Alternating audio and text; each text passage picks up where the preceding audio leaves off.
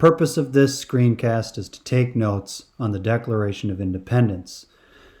First, you're going to get the definition of ideal, and after knowing what an ideal is, you're going to get some background knowledge on the Declaration of Independence. So the 5 W's: who, what, where, when, why, how. So you have some background knowledge on what the Declaration of Independence was before we dive into reading it and unpacking it. So you are only taking notes.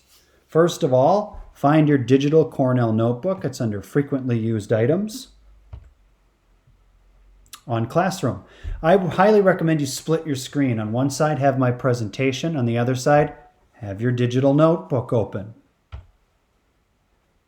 I already said this, but you will use the digital notebook that's on your Classroom page under frequently used items. You're only taking notes. So you're not doing the need to knows, you're not doing the summary. Together, we will do the need to knows and summary, and we'll do that in class. Okay, this is kind of what your note page should look like. At the top, you need to have the date and the topic. We probably set that up in advance. And we may have set up your note page in advance too, but you're going to have an uppercase A, defining ideal, uppercase B, defining principle, uppercase C, primary source with the definition. Then you're going to have a lowercase a. And that lowercase a is going to have Declaration of Independence written out. And then you're going to have these Roman numerals, lowercase Roman numerals, and those are the details for the Declaration of Independence. This is called outline form. It's what we're going to use all year long. Uppercase letter, lowercase letter, Roman numerals. And you'll see that the notes, as I go through this presentation, these letters will be there helping give you prompts and cues on when to use them. But you want to have this shape to your digital notes. So let's get started. So, Declaration of Independence notes continued. First thing we want to do is, with an uppercase A, define ideal. And an ideal is a standard of perfection, a principle to be aimed at. So it's something that a community is striving for, is an ideal or a bunch of ideals. And so the Declaration of Independence will have ideals in it that the country, the United States, is striving for. And then you have this word, a principle to be aimed at. Principle, that's a morally correct behavior or attitude. So ideals are morally correct, meaning they're things that most people agree on that people should be doing as behaviors or attitudes that people should have. So it comes from a good place, these ideals. Now I'm going to uppercase C. That's primary source, and that is a source from the time of the event. I gave you 2 examples, an interview that's done by a person who actually lived through the event, or a newspaper article from the time of the event. Other ones are autobiographies, written by a person who lived at the event, or artifacts, things that are dug out of the ground and help you know how people lived at the time.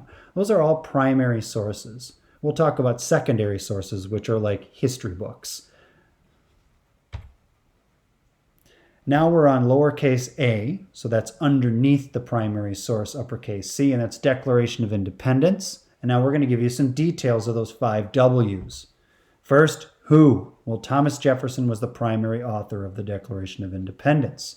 A very flawed person, but one of the good things that he did do was write this document, which a lot of people say has a lot of merit to it and has things in it that the country should strive for.